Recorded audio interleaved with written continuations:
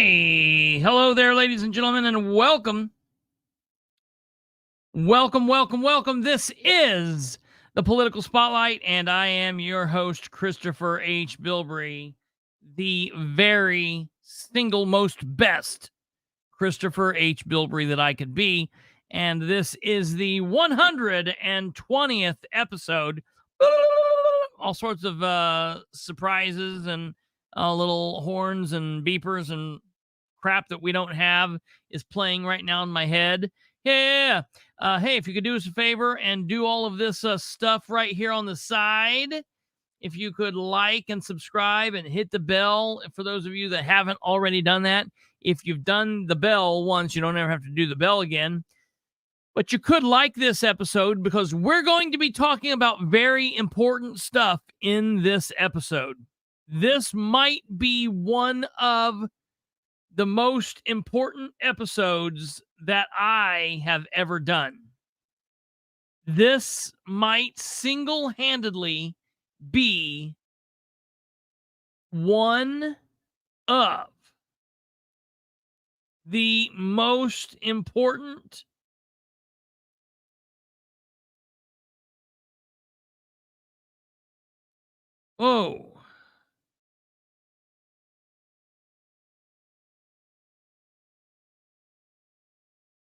Hold on here.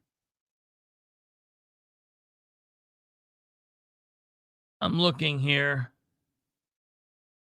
Okay, nope. Yeah, you might want to watch this episode.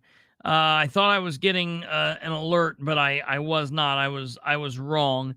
But you're definitely going to want to watch this episode and share this episode with those that you know. We're going to be talking about some very important information. Ladies and gentlemen, this is information that pertains to all 92 counties in the state of Indiana. I know I'm going to be talking about one specific guy this evening and one specific representative in all of that. But what I'm going to be talking about tonight pertains to all Indiana counties, all cities in Indiana, all towns in Indiana, every place that has a local government, for that matter, the state government, for any governing agency that meets in a body, whether it be a city council or a county commissioners meeting or a board of works meeting or very quite possibly a legislative update. We're going to be talking about something very important. And then beyond the state of Indiana, this is coming to a town near you. I'm telling you, I've got a really bad feeling about this. And I don't think that they're going away, and we're going to have to fight this. We are going to have to fight this. I want to show you the thumbnail for tonight's episode. Tonight's episode is 120. How do you spell unconstitutional? Well, the idiot on the screen spells it HB 1338. He's got some numbers and letters in there, you know. Don't ask us. It's JD Prescott. Look at that hair. I mean, what's going on with the hair? Look, he can't even tie his tie and have his tie lay straight. Of course he's going to put letters and numbers. He looks like an asshole in that picture. And he looks like an asshole in every picture. Look, he's possibly preparing legislation that would make it a crime for what Brandon and I just said.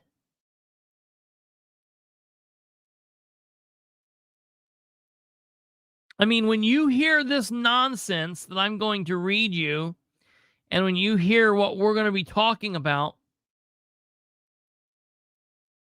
you've got to say, holy crap. Like, what is this that this guy is talking about? It's real scary. So let's back up. We did last night's show. We need to be concerned for government overreach. Oh, Jackie. Oh, Jackie. You want to talk about government overreach?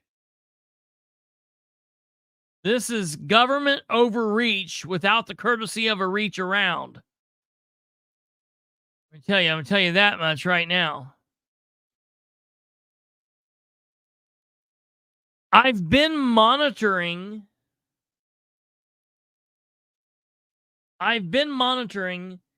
the Indiana General Assembly and what they've been getting up to pretty closely, but something slipped and somehow I missed this. And this is really big. So I was minding my own business today. And by that, I mean... For some reason, I seriously doubt that statement. Yeah, right. By that, I mean taking the fight to McHale Vaughn and trying to fight for records out of Muncie and Henry County. And Brandon Rudd, some of you may know him. Brandon Rudd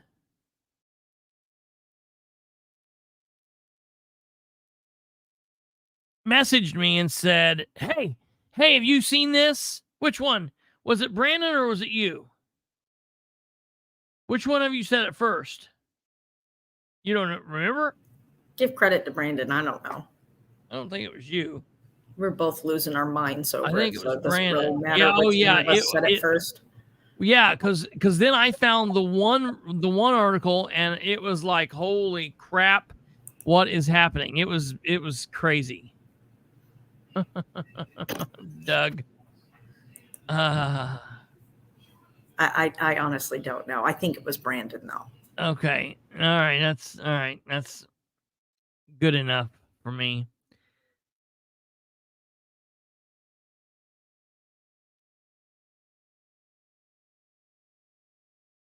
Is that a joke?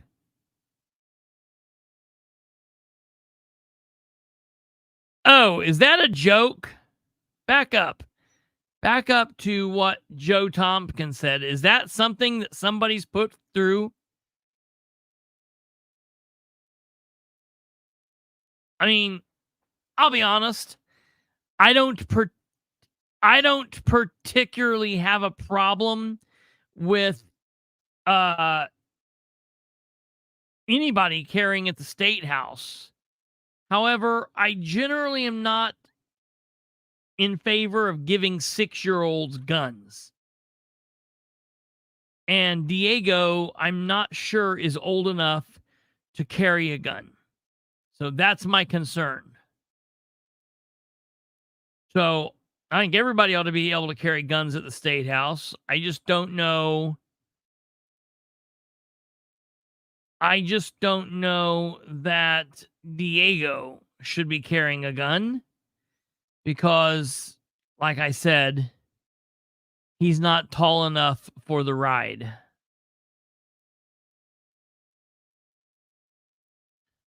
So while I'm a major Second Amendment rights guy, so I don't really particularly care about the guns, I am very concerned about the bill put forward by District 33 State Representative. Man, I tell you, I just cannot comprehend this. So we were in our group today, and we were passing some information back and forth to each other and doing that thing that we do in the group. And Brandon shares a little article. And I want to read this article to you. Pulling this up, I'm going to share it now. I'll look into that, Joe. Thank you.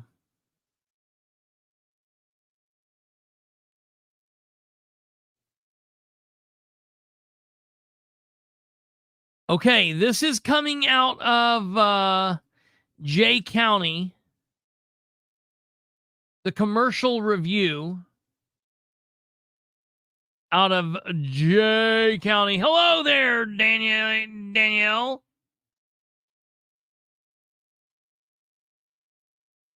It says 3 file for District 33 seat. Yay, that's what we thought. All right. It says LeMaster to challenge Prescott in primary. Come down here, it says, in the first couple of days of filing, District 33 already had 3 candidates. Incumbent Republican J.D. Prescott, Democrat John Bartlett, and now Republican Greg LeMaster. They all filed last week to run for their party's nomination for state representative in District 33. Prescott, a rural Union City resident, had already announced that he would be seeking re-election. He will be trying for his 4th term in office. It's been an honor to serve, said Prescott, and I look forward to going out and talking to the voters to seek another opportunity to do so. Because as we all know, he hates talking to literally anybody. So that's strange. He goes on and says, a rural Union County resident, his legislation this year includes tax issues regarding 529 college saving accounts, designation of the state nickname in recognition of Henry Hoosier, a change to the way agricultural buildings are assessed for tax purposes, and the security of public property and decorum at meetings. Hold on. Hold up. Wait a minute. What? We're going to come back to that because that seems concerning. LeMaster, a Portland-based attorney, will challenge Prescott in the GOP primary. He has ran twice for public office, falling to Democrat Wes Chimenauer for Jay County prosecutor in 2010 and 2016. I see issues where the state and the communities really need to start focusing on the basic building blocks of society, which are Hoosier families, LeMaster said. I kind of think that every law that we pass needs to look at what is the effect on Hoosier families. He noted key issues as self-driving vehicles. Is he joking? The impact on trucking jobs. Okay. And other new technology and housing. Bartlett is a rural Blackford County resident who has worked in information technology for about 30 years. He lost to Prescott in the 2020 general election by a 70.2 to 29.8 margin.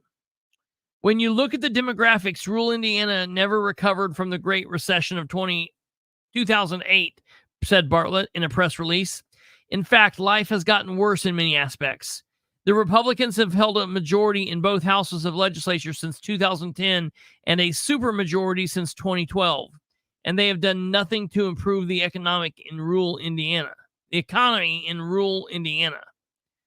He identified key issues as public health and safety and the need to invest in estates, small towns, and rural areas. Okay, that's an interesting article. All right, it didn't say much. It didn't, go completely out of their way to make JD feel like he was the hero, but it did say something very interesting. it said that JD was concerning himself with the security of public property and decorum at public meetings. So I said to myself, what the hell is that? So we clicked over and we go to JD's name. JD, he is the representative from Indiana's 33rd district. That's made up of all of Randolph County, parts of Henry County, parts of Jay County, parts of Delaware County, and all of Blackford County. So it's a pretty big district. When you come here and you look at JD's page, and you go down to look at his where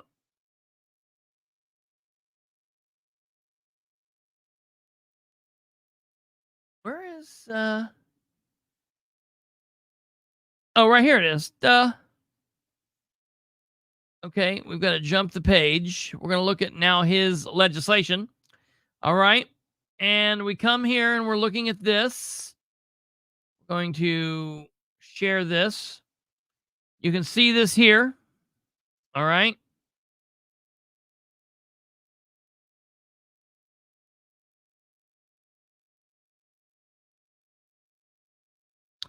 House Bill 1338, Security of Property and Meeting Decorum, authored bill. So you click on this, and it says House Bill 1338, Security of Property and Meeting Decorum, authored by J.D. Prescott, and so far not signed on by anybody else. But I'm sure that will change.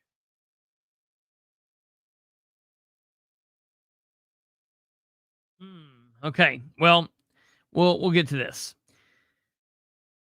House Bill 1338 says the law allows the governing bodies of certain local government agencies, local agencies, to adopt rules or policies governing the conduct of meetings. There's already laws that do that. We don't need rules or policies in place to set something that's more than a law. If there's a need to change a law to make it fit something, then do that. Don't have a set of laws and then create a rule or policy that says this now trumps that law. That's crazy.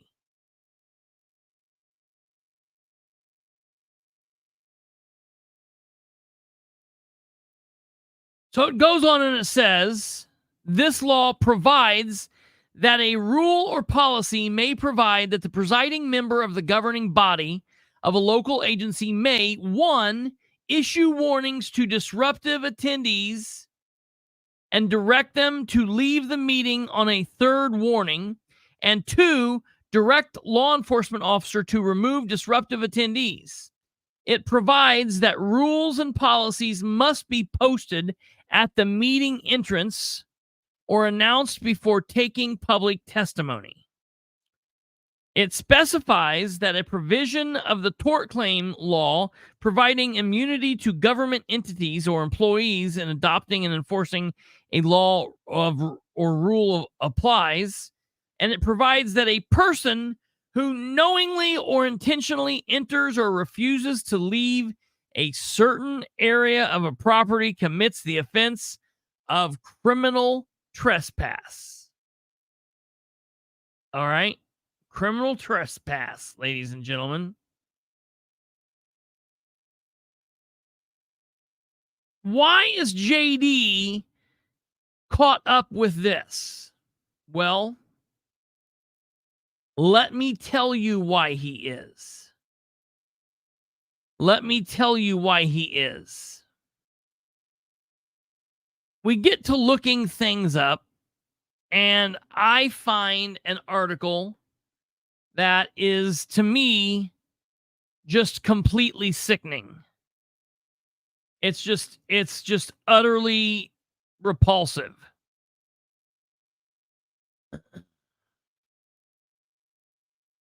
Here is this law. Lawmakers seek to locally define decorum for public meetings. It passed unanimously out of committee, Charlize. It passed unanimously out of committee. Horrible. It passed yesterday. Now it goes on to the full House. Let me read you this book, this article from Indiana Capitol Chronicle. In brief, lawmaker seeks to locally define decorum for public meetings. January 16th, 2024. And then we've got this horrible picture of J.D. Prescott. The city of Winchester, Indiana, which falls within District 33, has less than 5,000 residents, but one glaring problem in the eyes of local elected flops. People purposefully disrupting government meetings and deliberately disregarding decorum. Now, I want to take this first sentence apart. Purposefully disrupting government could very possibly be engaging in a protest, engaging in your First Amendment right to redress the government. Now, I am not somebody who says that all meetings should just be totally disregarded. Business has to get done. There has to be a level of human behavior, I'll say. I won't even say the word decorum. There has to be a level of human behavior, a level of respect from the elected officials, and a level of respect from the audience. Okay? I'm not saying that the audience has to respect the elected officials. I'm not even saying that the elected officials have to respect the audience. But they have to respect what it is that they are doing. That being said, there is a time for audience members to be quiet, and there's a time for them to speak, and there's a time for them to protest, and there's a time for political theater, and there's a time for civil disobedience. I am not going to will anything out.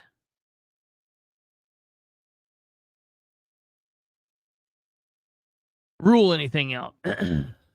All right, we go on here, and the article says, Mayor Bob McCoy detailed a December 5th meeting in which attendees were so out of hand that he adjourned the meeting early and chaos ensued. The crowd just took over in the council chambers, got up on the bench and were slamming the gavel. It's just been so crazy, McCoy cried. Our residents don't even want to come to our meetings. We've got 2 or 3 people that pretty much have monopolized our meetings since May of 2022.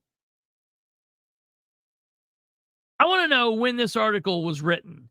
It says it was published on January 16th. I want to know, I'm going to contact this Whitney Downard, and I want to find out when she talked to Bob McCoy.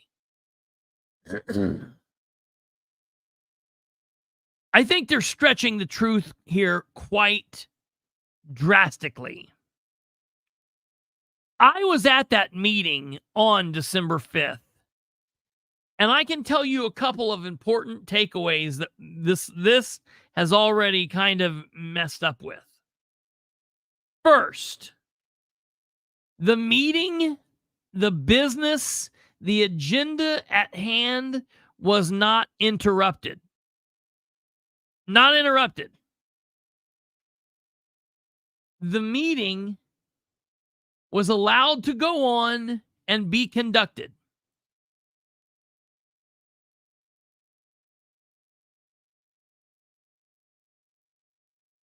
I'm getting a restricted phone call. Let me see who this is.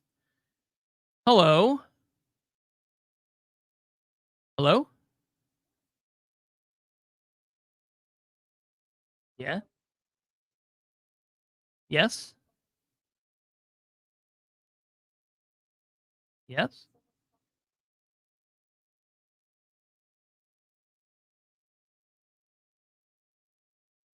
Yes. Yep, I am aware. I did not know that.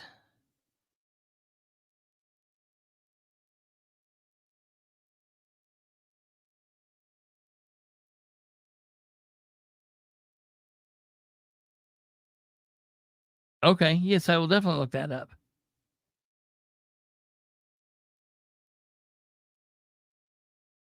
Okay. All right, will do.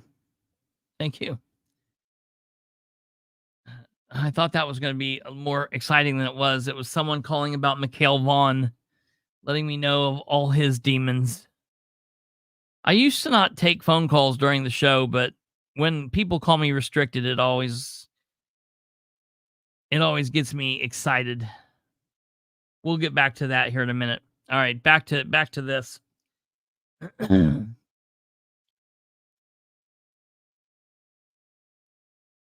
So, do you know, do we have a picture, or do we have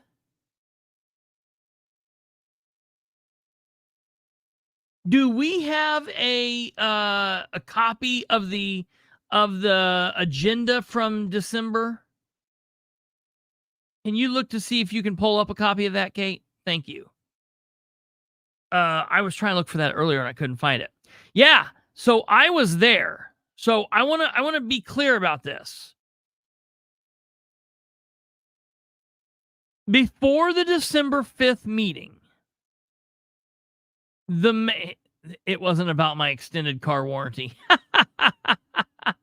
Michael Goodman, that's hilarious. I want to be very clear. In the lead up to the December 5th meeting,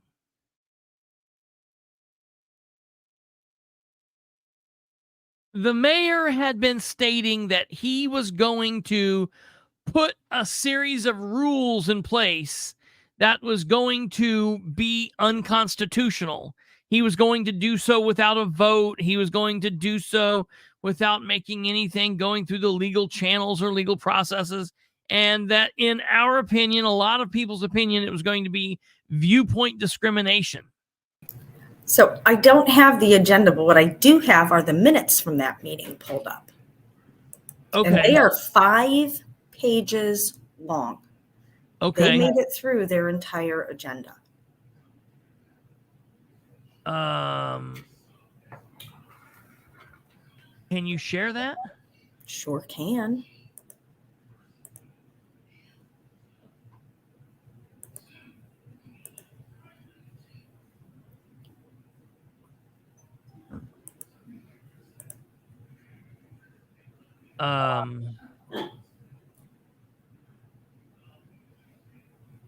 Can you read it?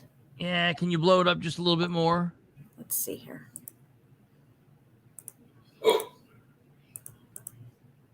How's that? One more time. Okay, yes. Okay, scroll up. Okay, so it says citizens present, media present, approval of minutes, Mayor McCoy. And now keep in mind, the mayor was wanting to put in place some rules that they had not voted on. Okay, read the rules of behavior regarding public meetings in the city of Winchester. Okay, go on. Okay.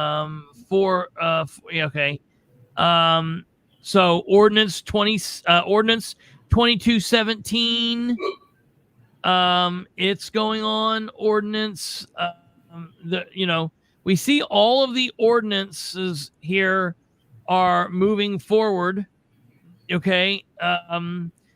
Ordinance 2216, Councilor Nunez Seconded. Motion carries 5-0. Personnel time for police and fire. Fountain Park report. Sidewalk program. City farm update. And Chris you know how Peacock long, gets up. those are long Yeah. presentations. Yes, they are. Yes, they are. Absolutely. And they got through all of that. Yeah. Certificate, sales, and properties. Then it gets into citizens' concerns. Eric Lewis speaks. Whitney Reed speaks. Unnamed citizen speaks. Joshua Kimbrell speaks. Adjournment. Okay, now, right here. Okay, adjournment. Meeting was moved for adjournment. Councilor Friend Teal made the motion to adjourn the common council meeting. Councilor Nunez seconded the motion, carried 5-0. Therefore, the December 5th, 2022 common council meeting came to an end at 6:59 p.m. Ladies and gentlemen. And this is when the public started getting angry. Yeah. But the point being here is you just look through and you can find these official minutes on the City of Winchester's webpage. Now, did you see anywhere in there where it said, that they were out of control or whatever? Now, the video had been out there. I don't know if it still is or not. And I'm going to tell you, I was talking to Rob Kendall today, and I told him, during the meeting, there was back and forth. The meeting started at 6 p.m. It started at 6 p.m. and it was over by 6:59. Most Winchester City Council meetings last an hour, hour and a half, somewhere in there. Okay. So I'm going to tell you.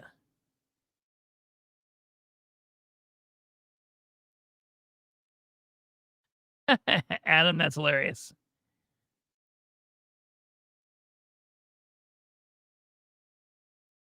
As I stated earlier, the meeting has to be able to be conducted. The business of the meeting needs to be able to take place. I also am a strong believer that there needs to be able to be back and forth between the elected officials and the public. And that the meetings where that is able to occur, well, they're the best meetings. They're the most productive meetings. I also very much believe that political theater and civil disobedience is appropriate tools to use when used, in the right area, the right time, and the right way.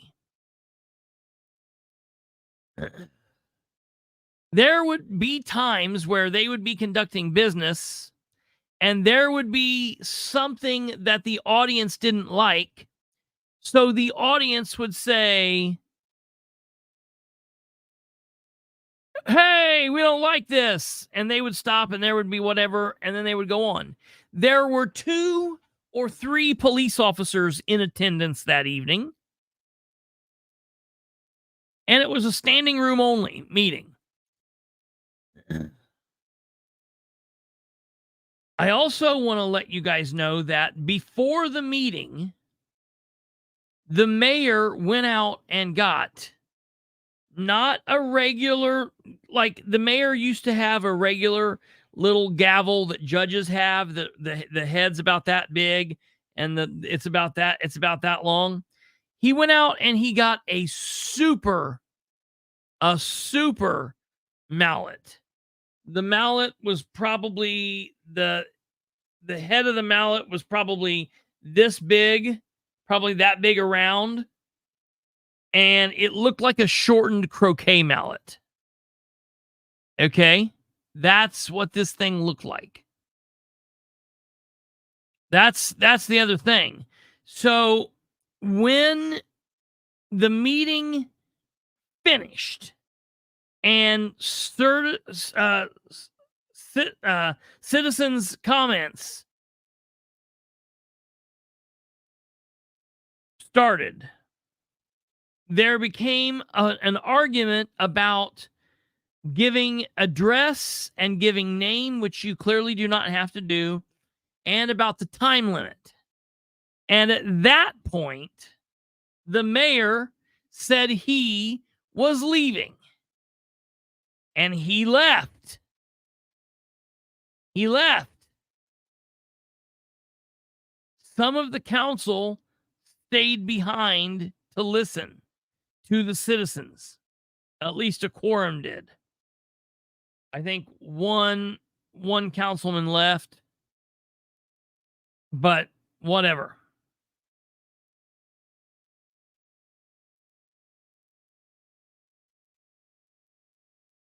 At that point, in the last 15 minutes of the meeting, after the whole rest of the meeting had happened, there became loud argument because of how the citizens felt they were being treated. And the rest of the council then decided to leave. This was at the 6:59 minute. At that point, the audience was up milling around. The police officers were there. And back to what Eric said, many of the people there, myself included, asked the officers, is it okay for us to be here? And I'm going to tell you exactly what the officer said. Yes, I'm going to permit you guys to be here for another 15 minutes. And then at the end of that time, I'm going to clear you out. You don't have to go home, but you're going to be going outside of the building. I'll stay here for another 15 minutes. Here's the proof. We have a viewer. Thank you, Casey in the Sunshine Band. Yep.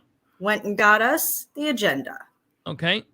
So there it is. You got the 6 things on there that they discussed: the ordinances, salary ordinance, opioid ordinance, PTO for the chiefs, personal time, sidewalks. They made it through everything. Sidewalk, they finished their agenda. Chris Peacock, and the citizens' concerns. Yep, all the way through the agenda. They completed that meeting in an hour. There's the agenda, and you've seen the minutes, and they completed it in an hour. Yes, thank you very much for that. So when we go back to this, and we see Bob's words here, that the meeting was so out of hand that he adjourned the meeting early, and chaos ensued, the crowd just took over. There were 2 police officers there, as well as I believe there were police officers outside. Why were no one escorted away? Why were there no criminal charges pressed? Why filed? Why were there no arrests made? The chief of police said, you guys are fine to be doing what you want to do. He stood and talked to us. We talked and had a good conversation.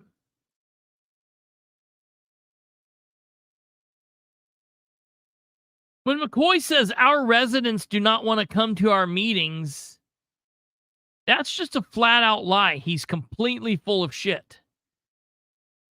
We've got 2 or 3 people that have pretty much monopolized our meetings since May of 2022. Now, we all know who he's talking about. And there's no need to dodge the bullet or dodge the name and I'm not going to do that. It's Joshua Kimbrell who he's talking about. There were times I agreed with what Josh did, and there were times I did not agree with what Josh did. I do not go to meetings, and I don't curse, and I don't carry on. I conduct myself with a little bit more tact than that. That being said, Josh was not in the worst shape that he'd ever been in that night. Okay? McCoy goes on and says, McCoy said he filed a protective order on behalf of himself, his family, and various city officials after an individual started filming clients coming and leaving city attorney's offices. And for the first time, he started carrying a firearm. I hope it's not upside down, Bob. Some residents have told him they don't want to sign in and testify before the council for fear of retaliation. Who, where, when, why? First of all, don't make them sign in. They don't need to sign in. Don't make them give their address. They don't need to give their address. They don't need to give their name. All right? Quit making people do that, and that wouldn't be such a problem. Stupid. Ongoing actions include repeated interruptions, ignoring the 3-minute time limit, or raising hands to say someone on the council is out of order, according to McCoy. The content ends up on YouTube, a platform which Representative J.D. Prescott said encouraged the group to be more disruptive and to get more views, subsequently monetize the videos. In response to the events in Winchester, which is in his district, he introduced House Bill 1338 to let municipalities define the decorum to protect intervening law enforcement. I have been arrested in a meeting for speaking. I've been slammed into a wall. My arms have been twisted behind my back. I've had handcuffs put on me, and I've been transported to jail and treated like a criminal because I dared to speak in a city council meeting. Don't tell me not to fear this bullshit. What's the bitch about the YouTube? Here in a year, they're going to have to start live streaming their own shit. Yeah. You know, so who cares? Oh my gosh, the public can watch? Yeah, right.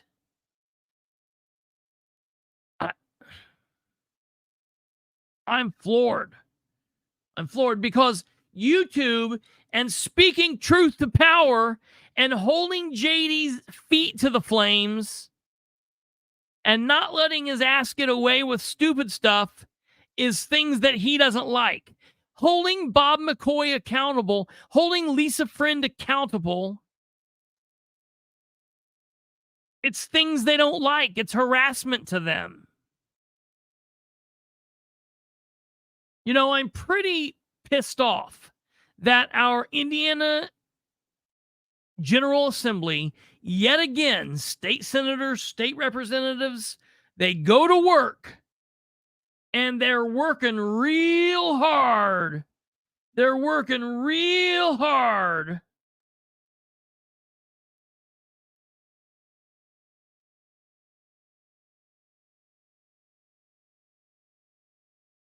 It's just another example of how hard they are working. The Indiana legislators spending so much time trying to protect themselves and their other friends in the local elected political flops in the mayor's offices and in the council offices and the commissioner's offices, school boards.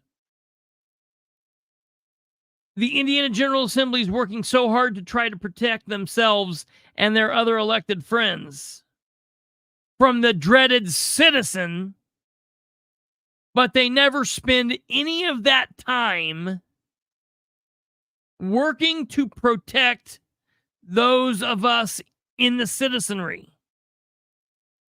They won't protect us. They won't spend all this time trying to protect our rights. They'll spend all this time fighting to make sure that they are protected. It's gross. It's absolutely gross. And this is a slippery slope. This is just where we start, folks. I can see this being used. Let's get on down a little bit further. The thing that I keep trying to balance, JD says, is when person A's First Amendment rights start to violate person B's First Amendment rights. Prescott said, and when you have people that are uncomfortable coming to city council meetings, coming to county council meetings because of a small group of individuals who are being disruptive, I think it's a clear violation of the average everyday citizen's First Amendment rights. Let's be clear. If a crime is being committed, there are law enforcement officers present. Make the arrest. You don't need this bunch of crap.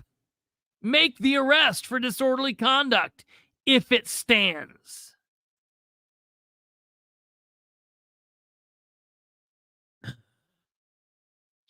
Prescott says this language doesn't impact school boards because they've already dealt with school boards. Decorum rules determined by local units of government must be posted in a public place, and law enforcement can immediately remove somebody if necessary to maintain public order or if a crime is being committed. Well, no shit.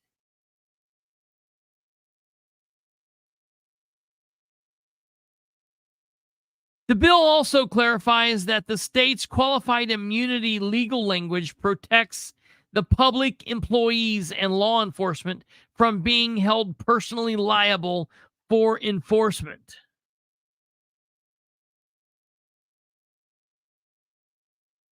Insane.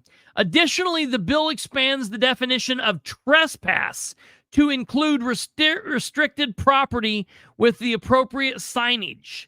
Previous trespass could only counted if the owner or operator asked an alleged trespasser to leave, and signs didn't count as notice. Luke Britt, the Indiana Public Access Counselor, who I am going to have words with at one of these days over this, he is in favor of the bill. The bill itself mirrors a lot of my guidance that I've issued from my office in the form of advisory opinions. But this codifies those and gives them more weight. More weight on a slippery slope going downhill fast. Adding my words. I think it gives more confidence to local officials to keep that decorum, to keep civility, and to keep those business meetings professional. Britt opined that such rules wouldn't infringe on the freedom of residents or to protect beyond the already applicable constitutional limits on time, place, and manner. I'd like to know how he fits that in that ginormous head of his. Constitutional limits. Yeah, right. Constitutional limits? What? The only constitutional limit I can think of on freedom of speech is I can't go in the building and yell fire. Yeah, right? The Constitution was written. That's stupid. The Constitution was written to limit the government, not the people. Yeah. We can fuck right off with that. Yeah. And that horse shit about the private property and criminal trespass. Yep. Let me think. Would that be to protect his own ass in his mommy and daddy's barn? Yep. They can Which, take the listen. whole thing and just shove it. Yeah. This is unconstitutional malarkey at its finest. Absolutely. The scary thing about this is the bill has already passed out of the House Government Regulatory Reform Committee unanimously and now moves on to the full House. Man, I hope the Uncle Joey's going to be there. Let me tell you what's scary about this, folks. What's scary about this is these people. Senator Rotz. What's scary about this is they. What's scary about this is Kyle Pierce. What's scary about this is Elizabeth Roway. Okay? What's scary about this is Kreider. What's scary about this is this goofball. and all these other goofballs.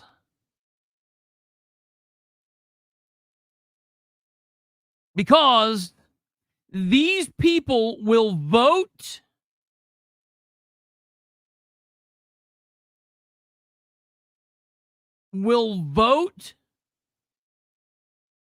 for this in a quick thumbs up with a smile because their buddy JD's doing it because it sounds right? It sounds good, right? The ACLU told me that they can have the rule they want, but if they attempt to enforce it, then the ACLU, yeah, absolutely, yeah. Well, that's the thing.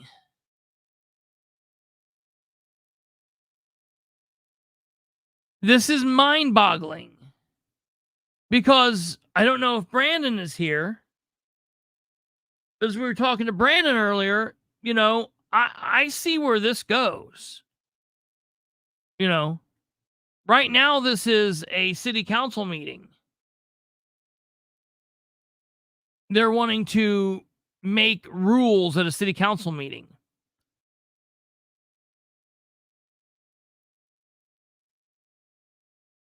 He did not vote yes for.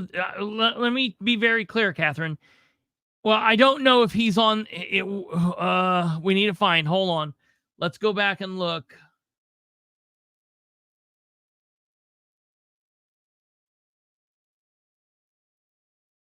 He didn't, but he will.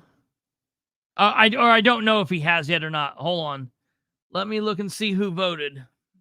Who was part of the committee. What I'm telling you is, because it's going to the full house, so he will. And he will vote yes on this. Gaskell will vote yes on this. Because that's what they do.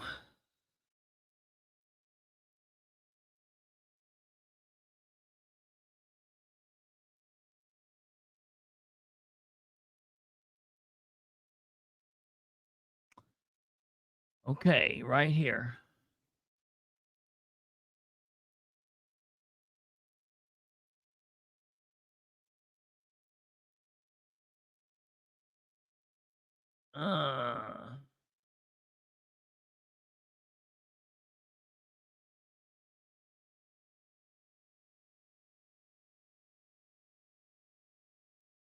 Here's who voted on this in the House Committee on Government and Regulatory Reform.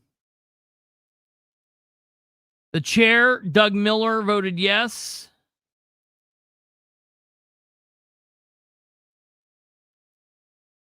The vice chair, Tim O'Brien, voted yes.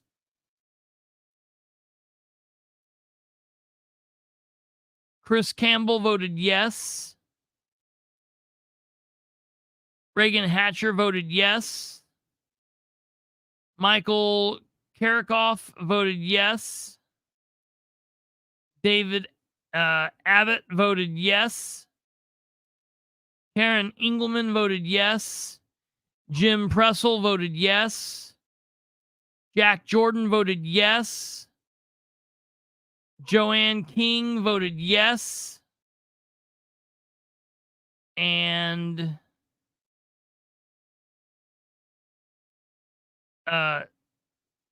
Cindy Ledbetter voted yes. 11 yeses, 0 no's, and 2 E's. Whatever E stands for. What's E stand for?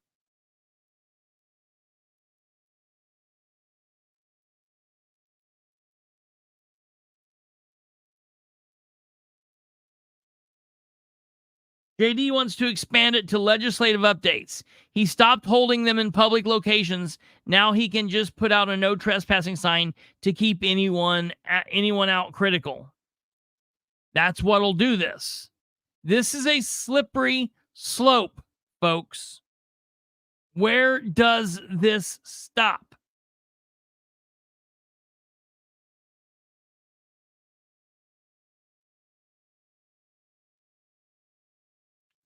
Sure.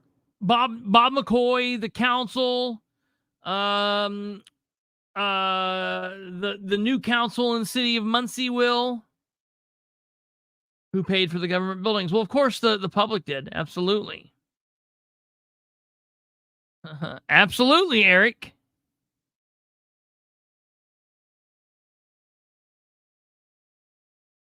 John Bartlett, who's running against J.D. Prescott, by the way. FYI, keep that in mind. This gentleman here, we'll have him on one of these days. He's a Democrat. And it is what it is, but he's running against Prescott. Then he says, this is a problem all over the U.S., Cindy. Absolutely. That's it. That's it.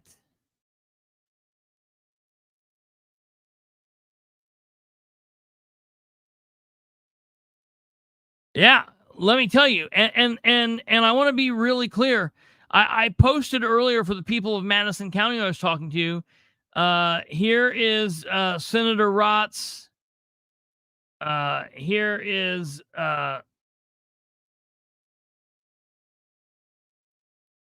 Andy Zay, Kyle Pierce, Michael Kreider, Elizabeth Roway, J.D. Prescott, Scott Baldwin, Mike Gaskell, Todd Houston, Chris Jester,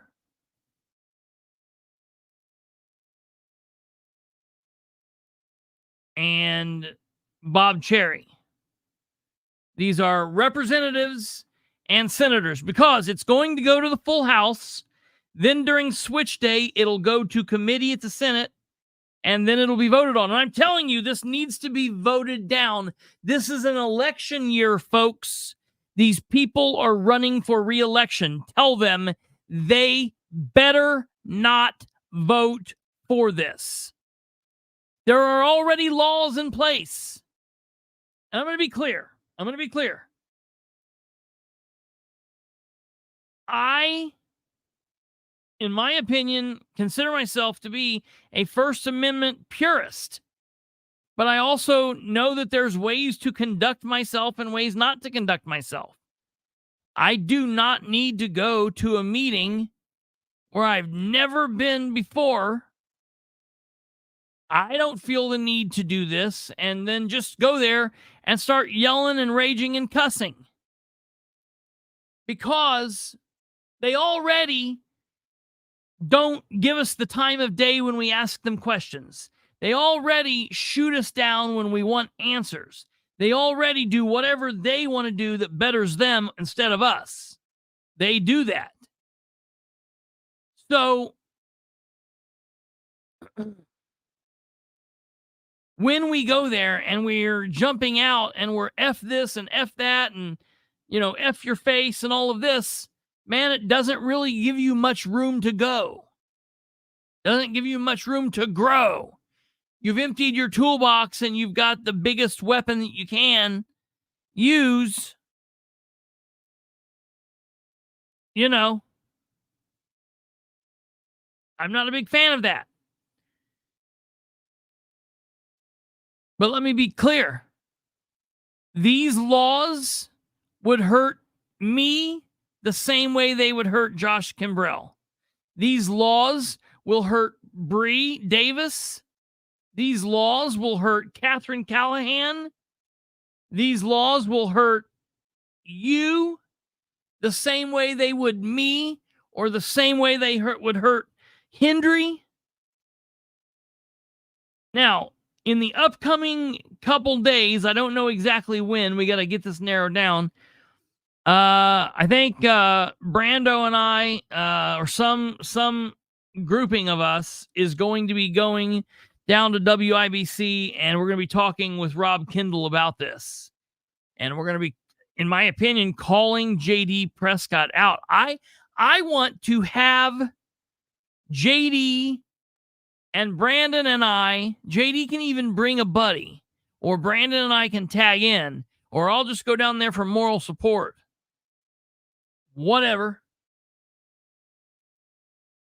I want JD to come on the Rob Kendall show and Rob Kendall to have Brandon sitting there opposite him.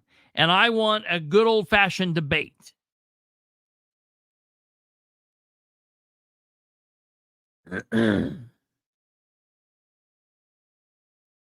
I want Prescott to come on here.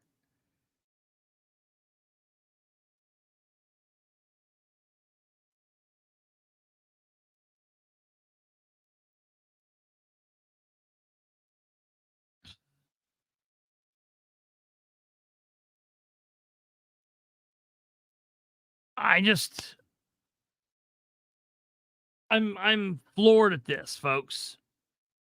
One woman's curse is another man's lyric. I am mad about this.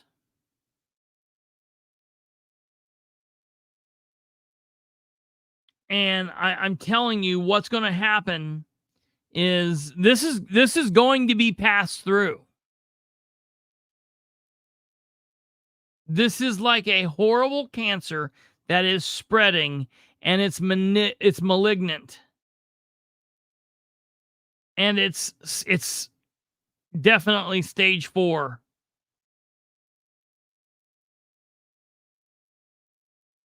Absolutely, Joey.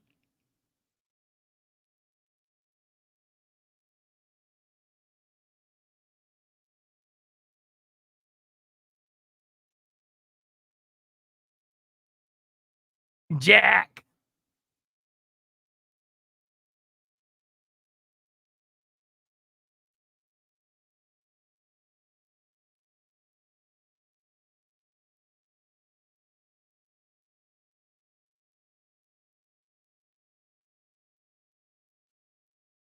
JD doesn't do debates.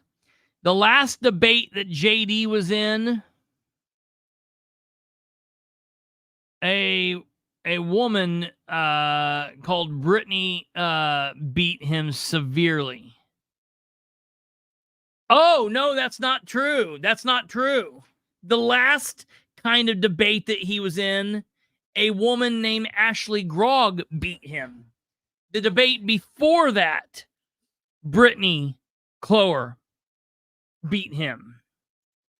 So JD is 0-2 with women.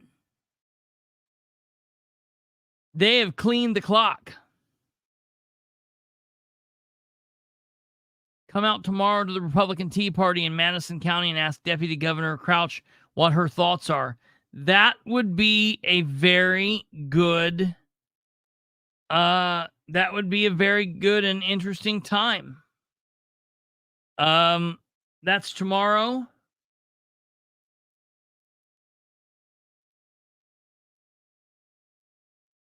Madison County Tea Party meeting. Thursday, January 18th, 2024 at 6:30 p.m. at 299 Falls Park Drive, Pendleton, Indiana.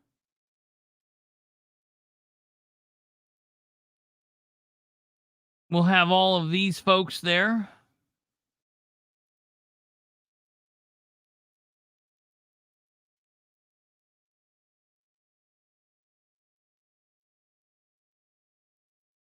That's absolutely right. That's absolutely right.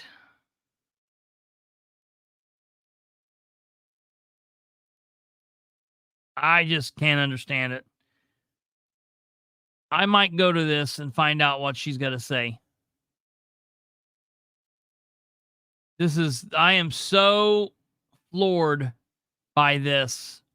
If it wasn't so late, I'd call JD. I'll call him tomorrow and find out what he's got to say about this. We'll record it.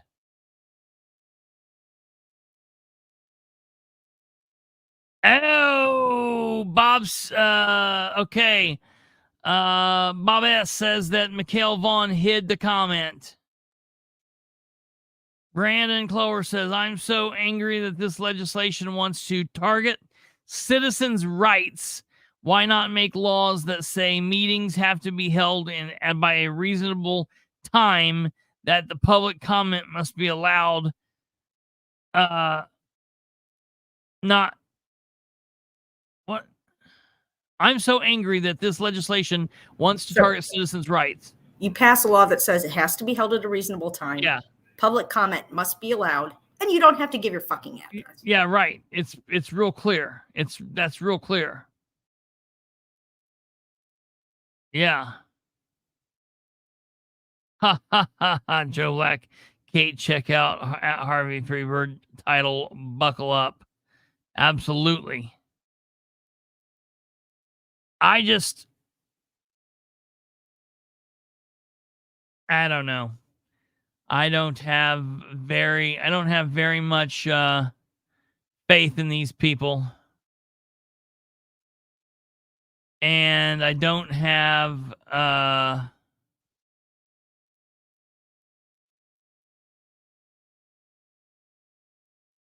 faith in these people.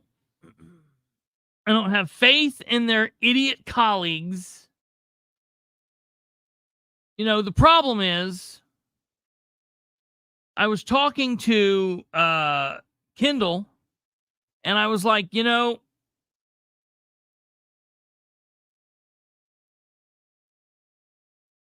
there are times when civil disobedience is what it takes.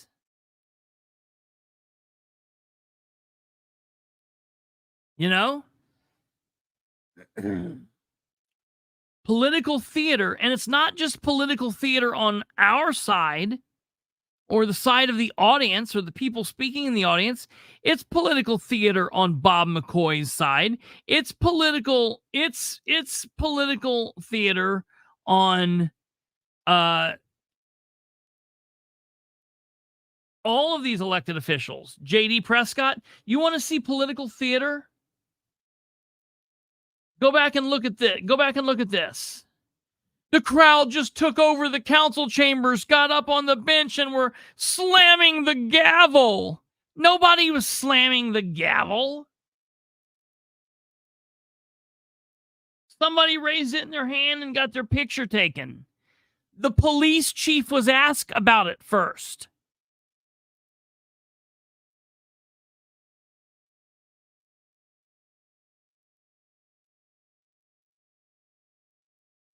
Oh my God. That's kind of interesting that the police allowed this to happen and then everyone had a problem with it afterwards.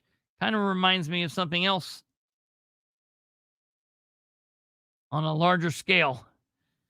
Bob is an idiot. Coward. Well, and for those of you that didn't know, I definitely marked it here plain as day. But I also want to make sure that you guys see the actual photograph of the representative's cat.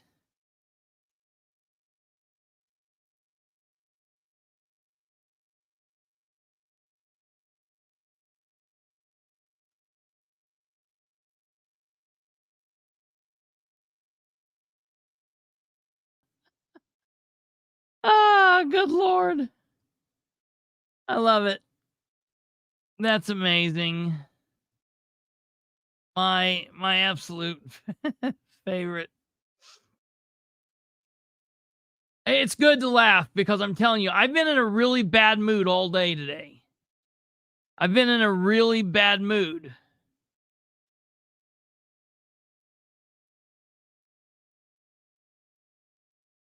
Yeah, I want to know. All right, we're going to try to find this. Indiana.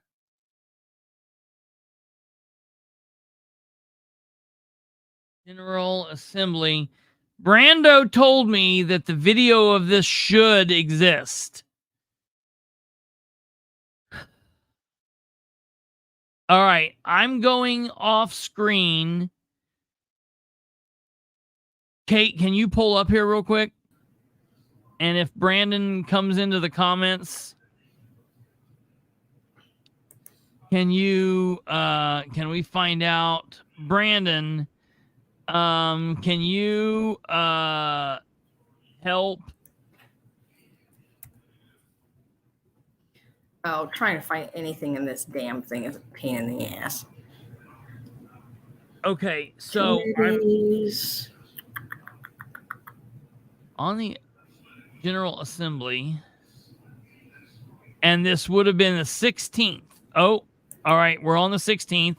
I might just be here, right? I found it. Watch video. Oh, look at you. Okay.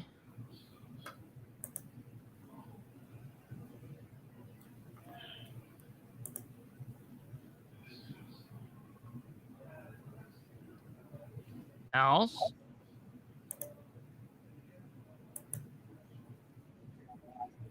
Did you find it? Yes. 39 minutes. So we'll be able to fast forward to it.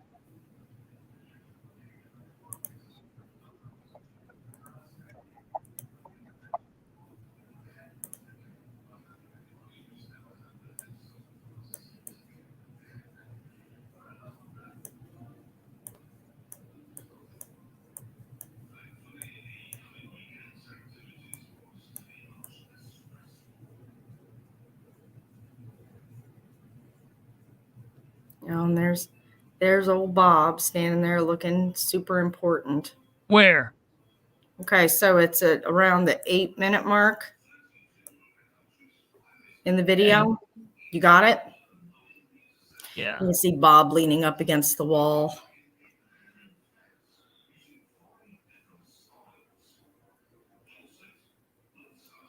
It tells you up in the top left corner what they're discussing. Yeah, I see that. Yeah.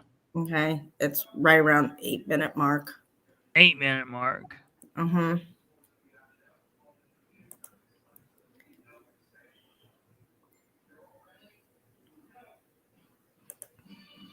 That's saying something because my dogs are both pretty dumb. Eric. Oh. All right, here we go. Bob video. Sorry, everyone. That one is Oh yeah, it's dead. Yeah, that's Israel like they would in any other country. Human rights violations. That's I'm just concerned. I appreciate the amendment. He Who Shall Not Be Named video. We treat Israel as any other country. We just want to make sure that we're not advocating for the elimination of an entire. Are you in the committee? You're in the chamber, bud. You're not in committee. Okay, hold on. Something just happened here. I see what I did. Hold on. Yeah, I see what I did. I just sent it to you. Okay. Yeah, I see what I did. I clicked on the wrong thing there.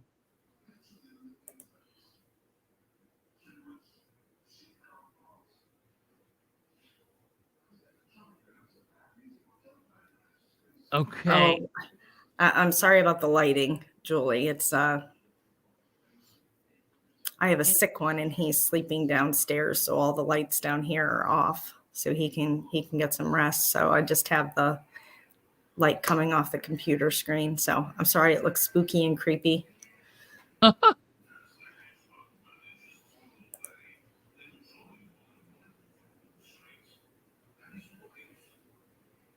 Okay, so all right, I'm in. Okay, so I've clicked on the I've clicked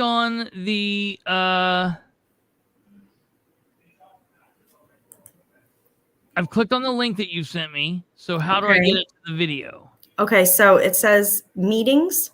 Yeah. Okay, so go to that and there'll be a drop-down menu and you want the January 16th, 10:30 a.m. meeting. Yep. So go ahead and select that and then it'll load up the meeting video. Okay. Right below it. You should see it now. Let me show you what I've got. No, let me show you what I got. Oh Lord. because I clicked on what you shared.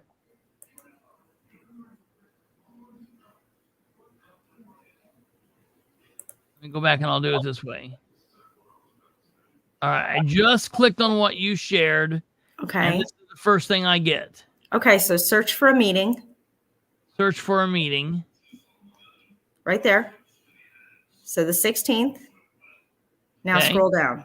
So everyone's prepared. Ta-da! Listen There's the to video. an So amendment right around for 8 minutes. 1026, have Okay. discussion on that amendment. You'll see up and in the hopefully, top left that it's reach got consensus and vote that bill. it'll have We're the going to hear bill Yeah. they're Amendment discussing. 1038, which is J.D. Prescott's It's like- bill. There's 2 amendments that we'll be discussing. I'm And gonna start calling you voting that Rosie bill. because the shit is we're going to riveting. wrap up the day Yeah. with regulatory sandbox, Representative Teschke's bill. That's testimony only. The reason we're going last is we have a significant number of individuals that want to speak to that.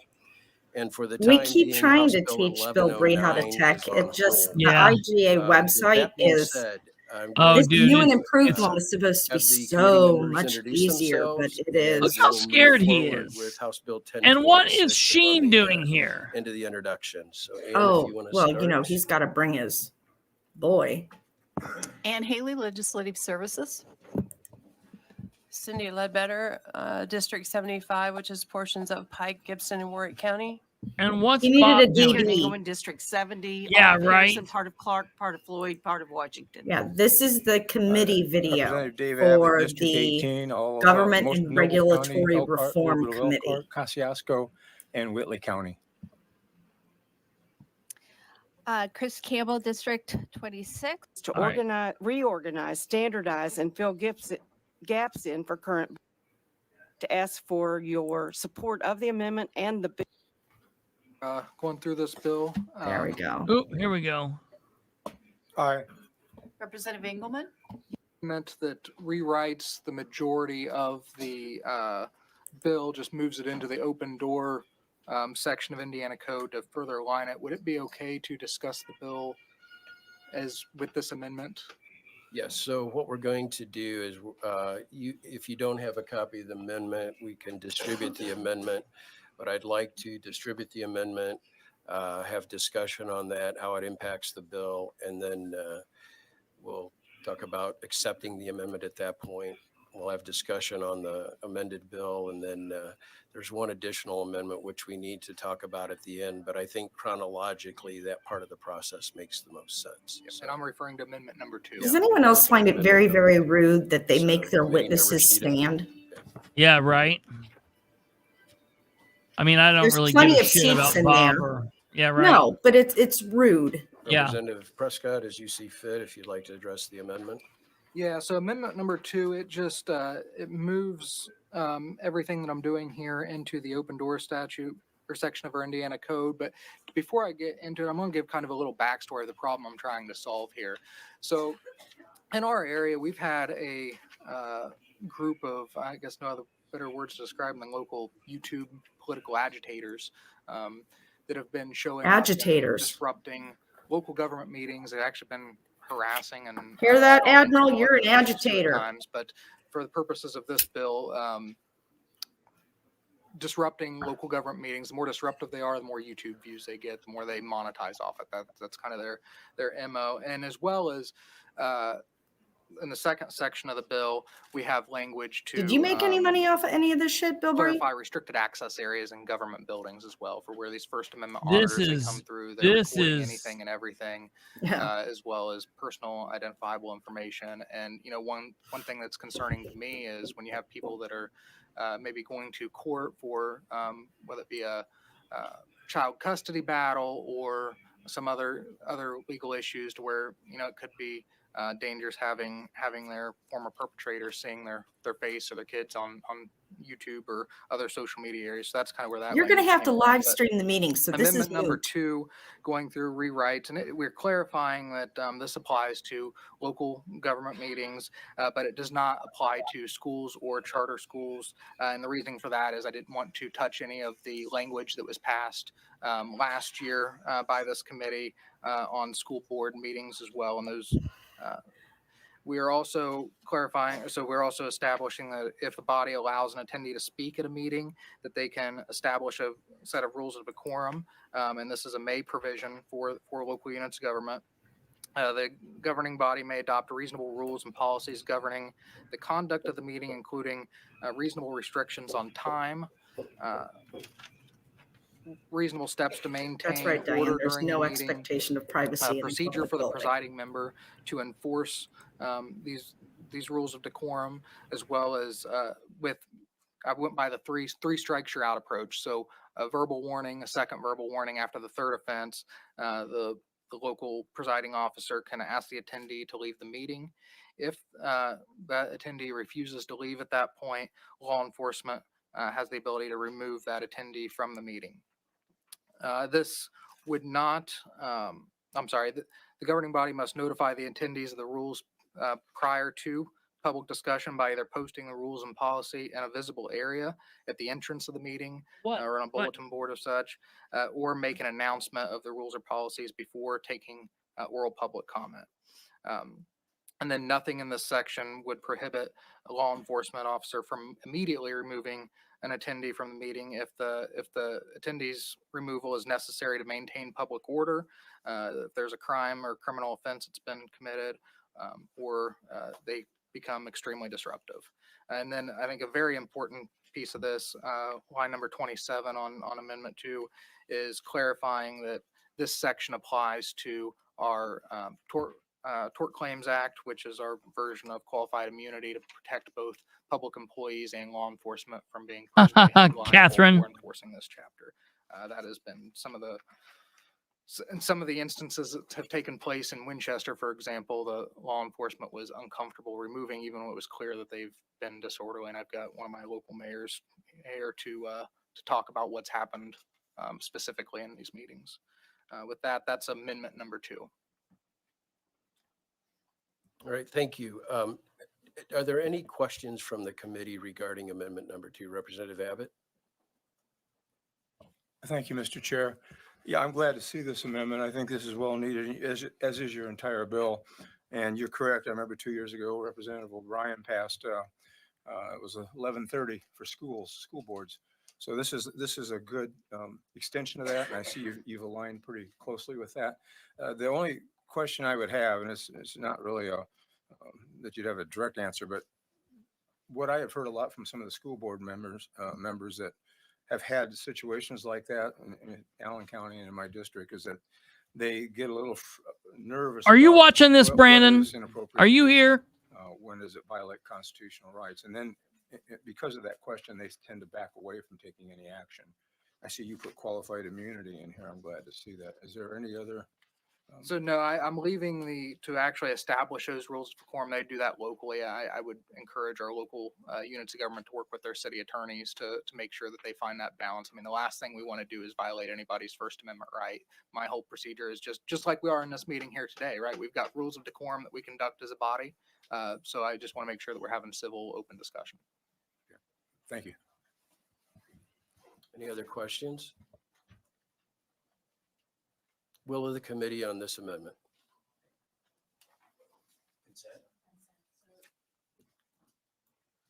So we're taking the amendment by consent? Wonderful. So we have amendment number 2 adopted.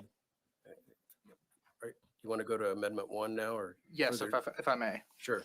So amendment number 1, so the original language in the bill, we are, has this section limited to government buildings. And let me go to the right page here. Oh my God. We have this limited to government buildings. So if an area is marked restricted, designated as an employee or authorized personnel only, or locked or otherwise not accessible to the public, that an individual violating that could be hit with trespass. That's for Daddy's Farm. We are striking government building and inserting property on line 6, 12, and then on 14, striking government agency and inserting owner or operator of the property as well. And the reason for this change is there was a Supreme Court case brought to my attention by Representative Meltzer. It was Young versus State. I've read that Marion Young versus State of Indiana. This happened This ruling was issued on August 14th of 2023. And what happened was, this happened in Vincennes. There was a business that was having some issues with people trespassing and basically living at a loading dock back behind their business. That business owner had reached out to the local law enforcement to try and crack down on those individuals staying there. And so a few days later, Vincennes police show up, arrest, and hit him with trespass charges for being in an area where they weren't supposed to. The defendant pled that it was not trespass, or he appealed his conviction, saying that it was not trespass due to the fact that the property owner or nobody that was an agent of the property had asked them to leave and hit them with trespass prior. So by making this change, it would just clarify that if this is a restricted area, that there's proper signage posted that law enforcement could remove somebody and hit them with trespass charges. And actually, if you go and at the very end of the conclusion of the court appellate decision, they recognize that this is an impractical burden on police officers. Obviously, the state has an interest in keeping unwanted persons from occupying the land Lenny. of a third party without the property owner's consent. We can envision scenarios in which it is difficult or impractical to summon the property owner or the property owner's agent. Dang, it's difficult to throw somebody in jail? That The sucks. property owner's agent and obviously unwelcome persons from the property, yet it is not our role to rewrite criminal trespass statute that belongs to the General Assembly. So, I mean, they all but asked for us to make this fix. So that is the intent for amendment number 1. So I think it would clear up both the local government building side and personal building. And I know you've worked with several different councils in order to get this in the right spot. Yes, I have. I've This worked is so with, he can throw Representative you out of the Alsar's library Association where of he's Counties, having AIM, legislative my local update elected officials, local Yep. law enforcement. and have you thrown in jail for it. This is what that is. This various is that, other, Brandon. Attorneys within the General Assembly as well. Very good. Any questions from the committee on amendment number 1? Yeah, Representative that's Abbott? exactly right, Joe. Thank you, Mr. Chair.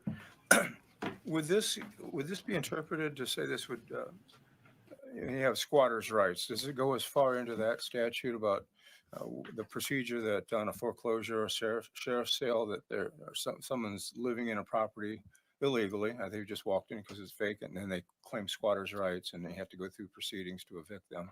Would this have anything to do with that? Is that still a separate issue? I would have to seek legal guidance on that. I don't think it would, because this is strictly within the criminal trespass section of Indiana Code, the Class A misdemeanor section of criminal trespass. I would think that would fall under a different chapter or different section, but I'd have to defer to legal. I'm not sure.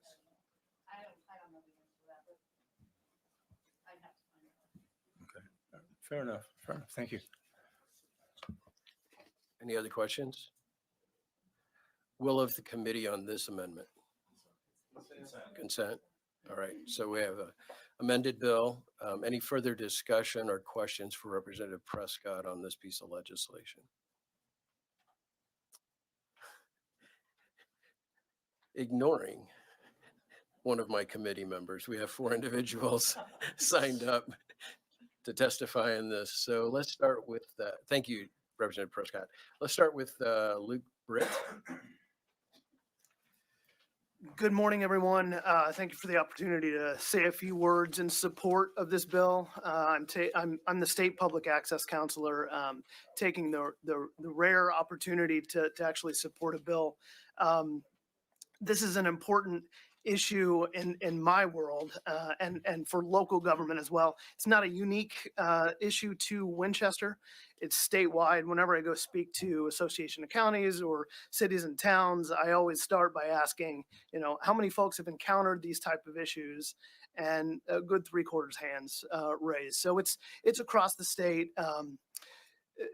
The bill itself mirrors a lot of guidance that I've issued from my office in the forms of advisory opinions. You're right.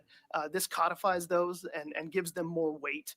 And I think that gives more confidence to local officials to keep that decorum, to keep civility, to keep those business meetings professional, because all you have to do is go to YouTube, find a few of these examples, and they're rather horrifying. It's like if I came in here right now, overstayed my welcome, called you names, yelled at you about nothing substantive in terms of public policy, but rather just was there to be disruptive for disruption's sake. But what if it's And so not that? Those parameters around decorum and civility, giving the opportunity to local officials to have craft policies around their public comment forums, I think makes for a better opportunity for civic engagement, because not only would this bill be seeking to regulate that that process, but what happens now is if someone gets up and agitates, disrupts, disagrees, acts foolish at the podium or uninvited or during a public comment forum, it compromises the ability of the remainder of the attendees to observe and to observe their local government doing their business. When do And so most that's what I'm cities most in concerned Indiana about, have their is public making comment sure that those are opportunities for Very end of the everyone. meeting. That's very the end purpose of the bill to meeting. do it all. So So that, how is constituents can public come and comment see going to the work interrupt the of their business local of the government. meeting when you don't even let the public talk until the business is fucking done? Yeah, man. Oh, This is insane. yeah, hurt feelings. Oh, I hurt your feelings. Throw me in jail. This is absolutely insane. All right, here we go. I'm And in sorry. terms of the No, you're fine. criminal portion, the trespass portion, this is in response to a lot of the First Amendment audit type scenarios that are becoming more and more dangerous from what I see. And this isn't an Indianapolis issue. No one's going to the city county building and acting like this. They prey upon rural communities and kind of catch them off guard and bait them into doing something untoward on camera. And so part of my job over the past 2 or 3 years has been providing education. Hey, Wait. What? Why is someone, first of all, why is that a belief? There's not been any auditors that's been to big cities. First of all, I don't believe that. Second of all, I mean, I'm not an auditor. I don't really care anything about the auditing world. I care about auditing the entire world on the Constitution. It's a whole bigger picture out there, but that's an ignorant statement that they're making. And so the elected officials in rural areas don't need to be cognizant of what's right and what's wrong. watch out for this. Just be warned that you might run into this. But still, we've had issues in our office where we've had to take some security measures to protect our staff. And I know that local mayors and town managers and county officials have the same concerns. They want to make sure that they have a workplace free from hostility, whether internal or external factors. And so I do support this bill, and I thank Representative Prescott for putting it together, and be glad to answer any questions. Any questions from the committee? Representative Campbell. Thank you, Chair. Sorry.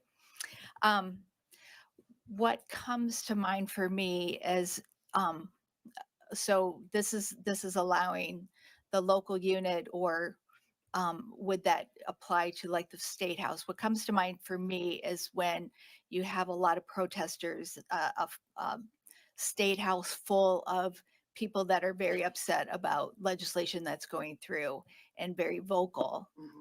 With this, I mean, to me, I see, there's kind of a fine line between freedom of speech and, disruptive.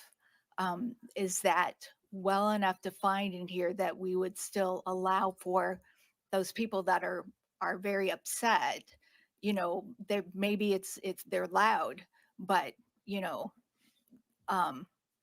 I feel like it's still their right to express that. Absolutely, Yeah. 100%. And I don't think this would touch any of the ability to protest or express discontent or scrutiny in a reasonable time, place, and manner, which is kind of the benchmark of the First Amendment. And so what this does is take some of those concepts Until it all does. of which have been, Until you try vetted to by protest in a federal proper authorities to manner, pass they constitutional disagree muster, with you, and but then they throw apply you it in jail. to Indiana, because we don't really It's not have much intended to in do that, terms of case law, but it will. outside of Right. my advisory opinions, which are not binding, to set these kind of rules. And so far I'm not aware of any local government who's implemented these types of parameters to have been subject to any kind of lawsuit or liability. And so schools, for example, have been a good testing grounds for these, because schools have implemented these type of rules. And informally, not backed up by statute necessarily, but they've been pretty successful in reining in some of the incivility and undecorous behavior at those meetings. Representative Campbell, just to clarify, the bill as it's drafted does not apply to state agencies. It's only to local entities. And the bill allows them to adopt policies. So the actual restrictions, they would be wise to consult with their attorney to figure out specifically what the details of those restrictions are and to make sure that they don't violate the First Amendment. So the statute doesn't really get into those details. Good question. Any other questions for Mr. Britt? All right, thank you for your testimony. Thank you. Next up, Ryan Hoff. Thank you, Mr. Chairman. Good morning, members of the committee. Ryan Hoff, representing the Association of Indiana Counties. Certainly want to thank Representative Prescott for bringing this important legislation to provide some clear authority for local units to take reasonable steps toward maintaining efficient public meetings and securing public offices where the day-to-day administration of county that's government stupid. happens. On the decorum matter, this would clarify the ability to set rules around public testimony. Again, much like the General Assembly has in place for testimony at its proceedings, this committee, for example. On the designation of areas of government property that can be restricted access, this is important not only to maintain a safe and secure work environment for county employees, but also for safety of those individuals and for other taxpayers. For example, you don't want those individuals going to the county highway garage where there's heavy equipment being operated. You got to be able to protect them, the public in that space, but also protecting the information of taxpayers, because county government offices are housing a lot of data points on taxpayers from the county, some of which we cannot legally disclose to anyone. And if you have individuals coming kind of behind the counter with a video camera and they get some of those data points on camera, that's exposing private information to the public. And by being able to establish no access areas, You can it helps to already protect do the other that. taxpayers of the unit as well. We as an association have provided training to our members with Mr. Britt on best practices, but this legislation and this codification helps to provide structure to those and really make those best practices more enforceable. Happy to answer any questions. Any questions from the committee? Mr. Hoff, thank you. Thank you. Next up is Jake German.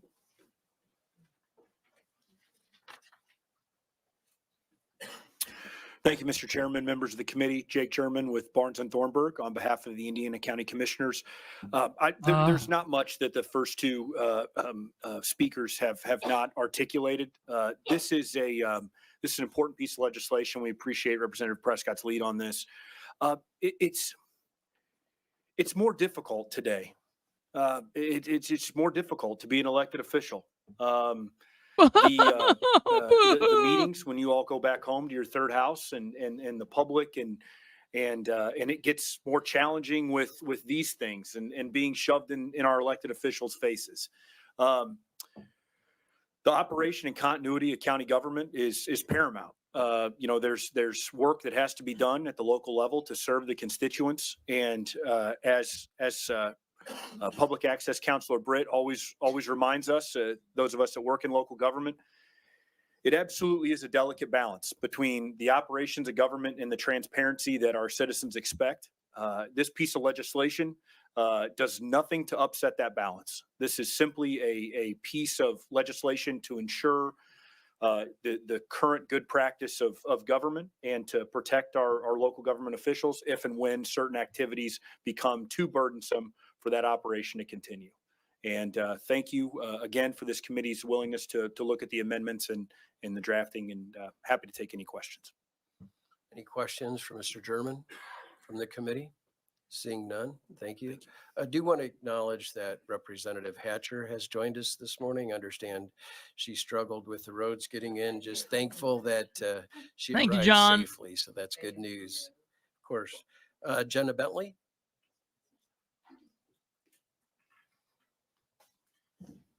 Thank you, Chairman Miller. And No, members there of are the no committee. ordinary My name is people, Jenna Lenny. Bentley, and Nobody I'm here on knew behalf this was of going AIM, on. representing Indiana cities and towns.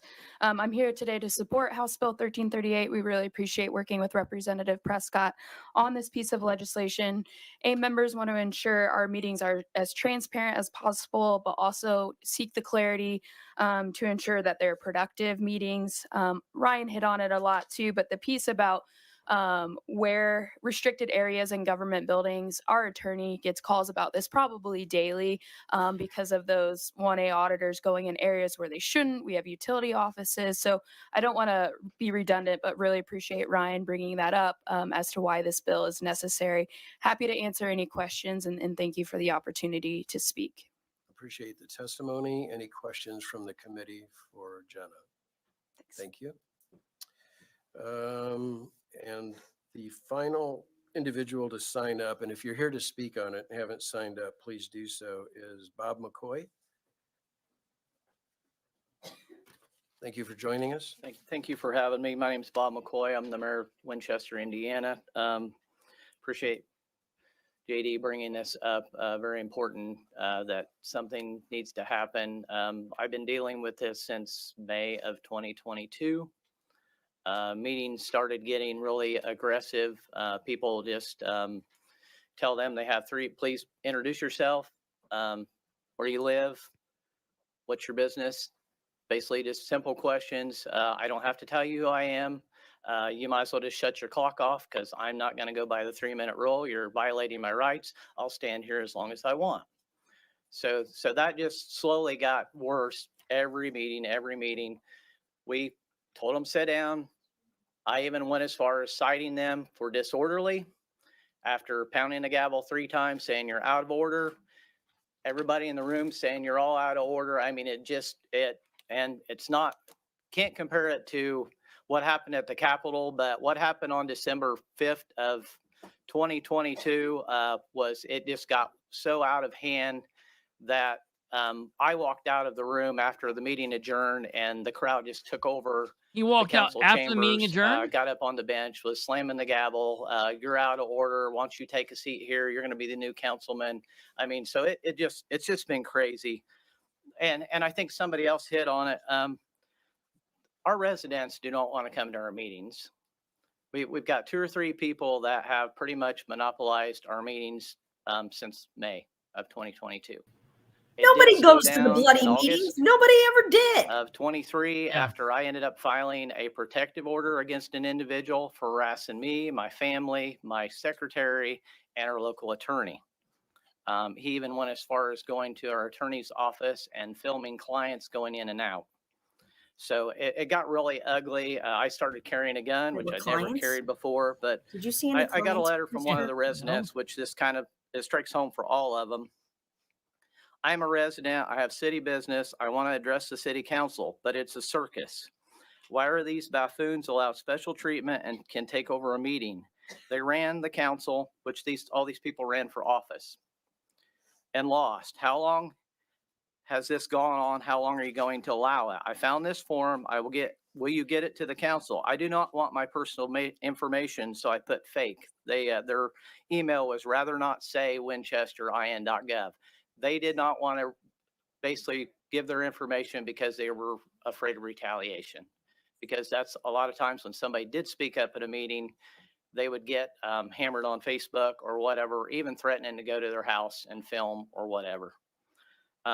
Why not make everyone, including these idiots, fill out forms for the meeting, get rid of public comments until people learn how to behave and speak and think coherently? If it doesn't have to do with city business, then it doesn't get read. If it needs to be a response, council has time to type out a response. If it is a stupid comment that keeps getting repeated, that really does not have to do with city business, council can read it out loud and move on. Residents are fed up with the behavior and bringing their traveling insane asylum to the place of business. I mean, so I just want to make sure that we are listening to how Bob and his friends feel about people. Feel about people. I want people to understand how Bob feels and his friends feel about people who question the government.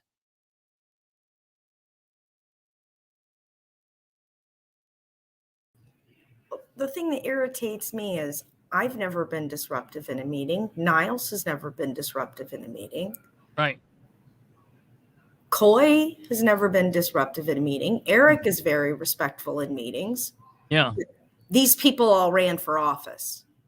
Mm-hmm. What the hell is he talking about? Yeah, right. Yeah. Well, and you know, the thing is listen, now keep in mind, I have a very personal issue with people of Winchester. I was arrested in this building for nothing.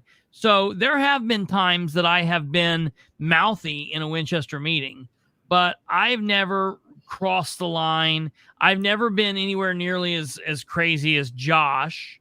You know, I'm just going to put that out there. The other thing is, Josh was somebody that lived his life on full tilt. Josh is bipolar. Josh has extreme ADD. Josh was a loose switch, flick of the light switch. He'd be happy, and then all of a sudden he'd be mad.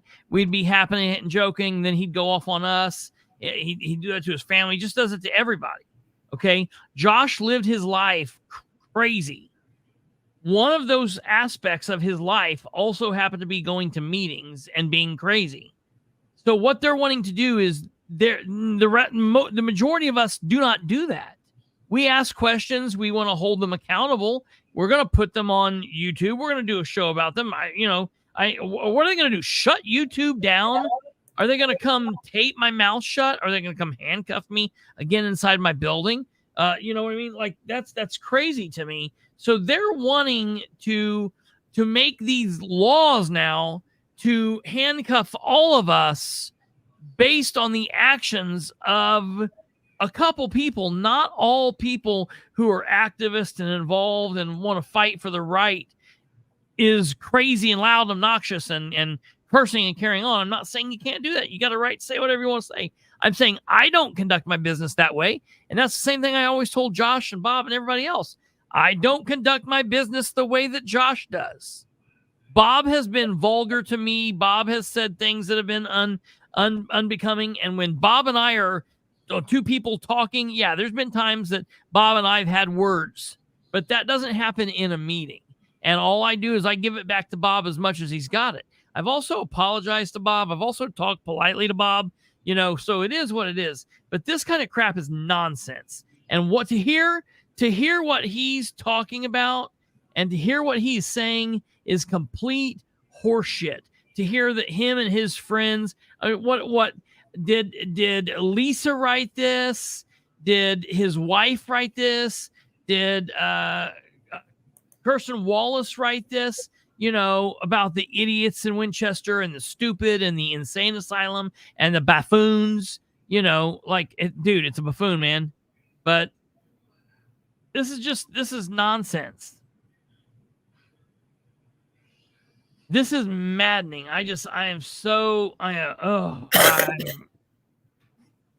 Which I thought that kind of hit home for a lot of people that want. And understand, Bob has started. Listen, I'm a Second Amendment supporter.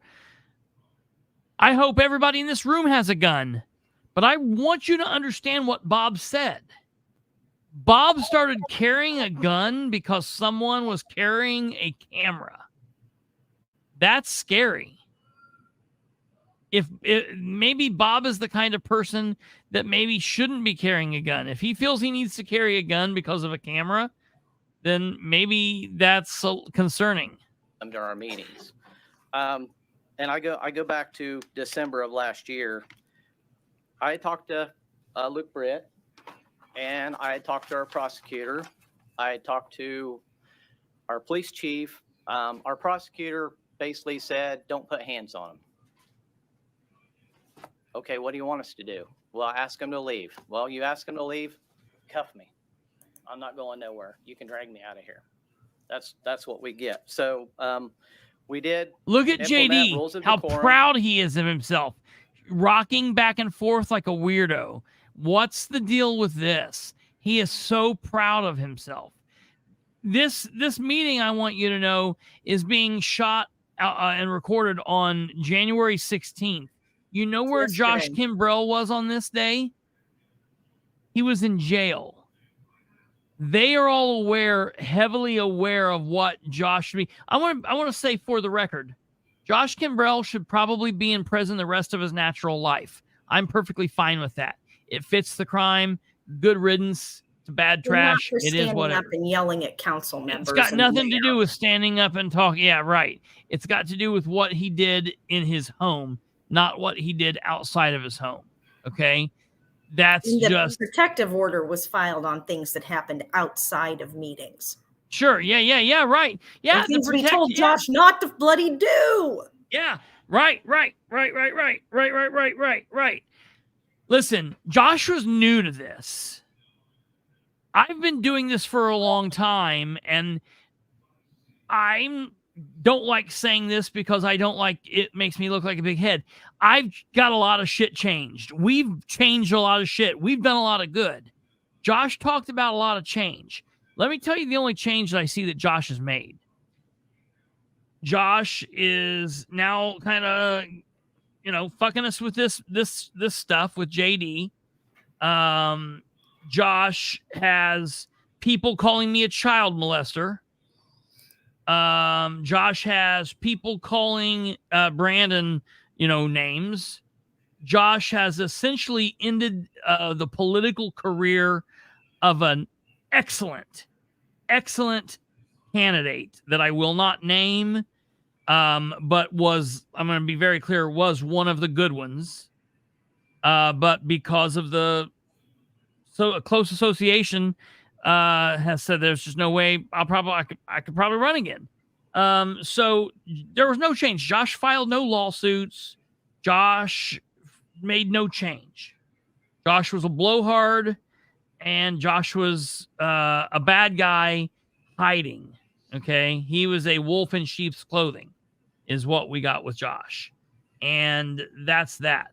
That being said, all of this shit is uncalled for, and I will not back Josh for the molestation. I will not back Josh. I want him to go to prison for the rest of forever. He probably deserves worse than that. I think that'll work out in time. However, there are things that I will still back Josh on what he did, because Bob does things wrong, Lisa does things wrong, JD does things wrong, and we as citizens have a right to question them, period. And if people can't understand that I'm intelligent enough to break the one person into two separate people in piles, then that's on you and that's your fault. This is nuts. Posted, went through the rules of decorum. I'm trying to go through them. They're interrupting me. So and I'm not going to use names. I get interrupted. So can I speak when you're talking? I say, you're exactly right. You can't speak while I'm talking. Oh, that sucks. Somebody else. Excuse me. The rules basically get brought up. Are you guys going to, I say, are you guys going to be quiet and allow us to conduct business? They say, you may conduct business now, Bob. And I said, so let's be quiet. Then I get interrupted again. Somebody interrupts me. I said, I'm talking to you because you're running your mouth. You're out of order, buddy. You're running your mouth again. I strike the gavel. I say, you're out of order. Then I get the whole bunch of them raising their hands saying, you're out of order. And it just goes on and on and on. And I warned 2 of them 3 times, pound the gavel, ask them to leave, refuse to leave. Police chief's basically tossing his hands up because we're being told, don't touch them. And then there's always that threat of them not having immunity. And I won't take much more of your time, but I mean, if you want to go on YouTube, there's hours and hours and hours and hours of it. And like I said, it's been an ongoing thing for a year and a half now. Finally, one of the individuals is in jail, which I think maybe it'll slow things down. But the fact of the matter is, we give everybody the opportunity to speak. We ask them to come up to the podium, try to keep it to 3 minutes. We don't just like cut them off at 3 minutes if they're in the middle of something that means something, but they just keep going. And a lot of times it's nothing to do with city business. It's personal attacks. It's problems with the school corporation. It's problems that we don't address. It's not even a council issue, but they're there to just basically disrupt. That's really all I have at this time. Good point, Well, Eric. we It was appreciate you one making the meeting. trip and coming up. One and meeting. Sharing real life example of, what's happening in our state and our rural communities. And we just appreciate your honesty. Any questions from the committee? Seeing none, thank you. Thank you. Representative Prescott, would you like to close? This big shit Yeah, I just grin want on to his thank you face. again for hearing this bill, and I'd also like to thank my co-authors, Representative Meltzer and Representative Pressel, for signing on. I do have one more spot on. I would like to make this a bipartisan bill. Yeah, I'll put you on if you like. Thank you very much, Representative Campbell. This is an important issue that we really just need to address. When I was looking through this legislation, working with our attorneys, the thing that I would keep trying to balance is, when does person A's First Amendment rights start to violate person B's First Amendment rights? And when you have people that are uncomfortable coming to city council meetings, coming to county council meetings because of a small group of individuals being disruptive, I think that is a clear violation of the average everyday citizen's First Amendment rights. So with that, I ask for your support. I thank Mayor McCoy for making the 2-hour drive in this morning. Great. Committee discussion? Will of the committee? Call the roll. Representative Campbell, Aye. Representative Bartlett, Excused. Representative Harris, Excused. Okay, the Representative E is Hatcher? excused. Yes. Representative Miller, Yes. Representative Karakoff, Representative Abbott, Yes. Representative Engelmann, Yes. Representative Pressel, Yes. Representative Jordan, Yes. Representative King, Yes. Representative Ledbetter, Yes. Representative O'Brien. He'd like us to hold the vote open so we can vote on it. Okay. Thank you, Representative Prescott. Next up is House Bill 1165, Representative Teshka.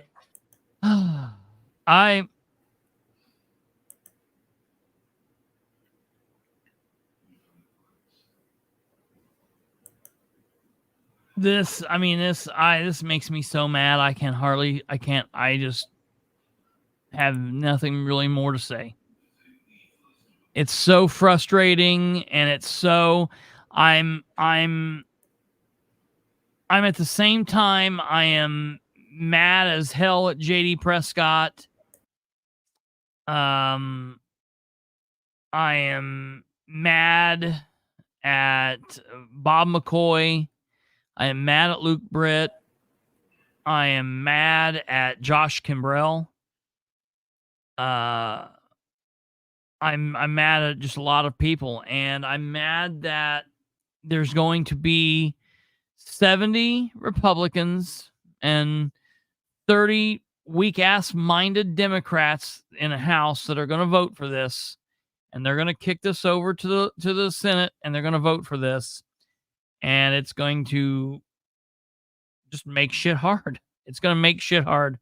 And it's just another step, and it's going to be another thing that we're going to have to fight. And it's bullshit, man. And you know what? I'm mad at the public. I'm mad at the public that we've got 4 more years with the people in Muncie. We've got 4 more years with Bob McCoy and that city council. I mean, 4 more years with those people. We've got 4 more years. It's 2024. It's an election period. And that idiot, JD Prescott, is going to walk right back into another election, and he's going to win this election. He's going to be it again and again and again and again and again and again until someone finally gives him the pat on the ass to run for a United States congressional seat. And he's going to win that seat, and he's going to go to Washington, D.C., and he's going to, the whole time he's ever been in politics, his career will amount to exactly jack shit. And I tell you what, we get the government that we deserve. It is what it is. That's all I can say. If people can't get out and make more informed votes, and if people can't stop voting for the fucking R behind someone's name because they're Republicans or whatever, then you get what you get. And what sucks is the people out here that see this shit going on, we get to suffer with it too. So with this shit they just passed, you get what you get, and we don't even get to throw a fit anymore. Yeah, right. You get what you get, and tough shit. You can't even say anything.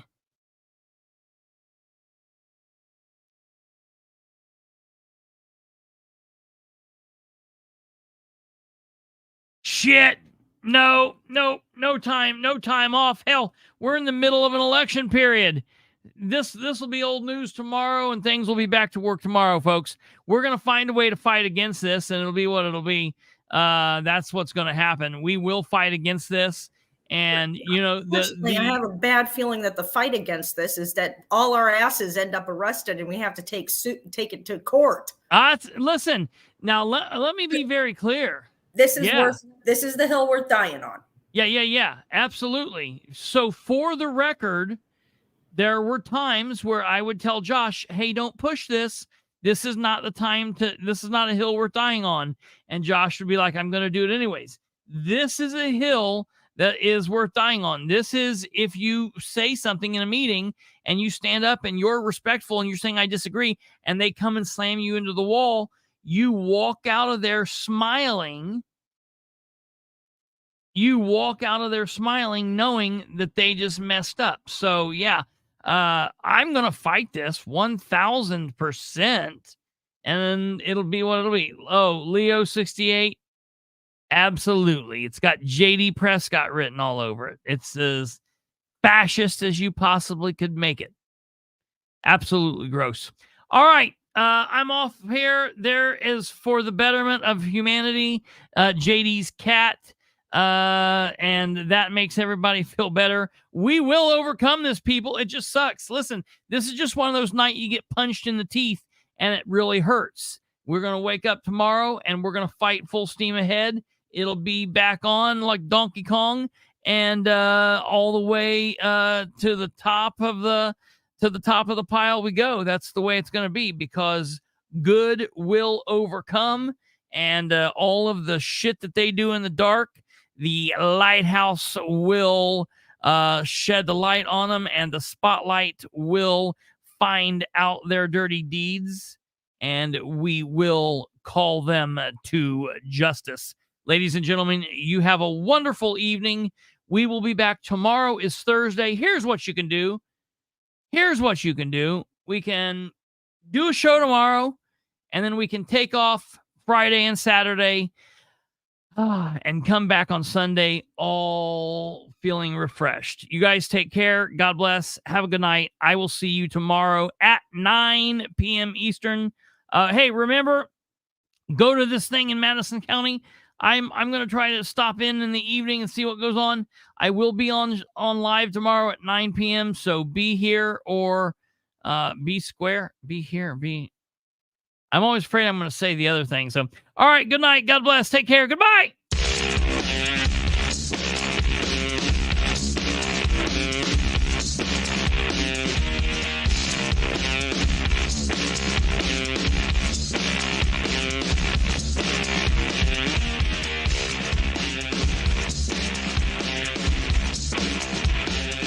love it, Catherine.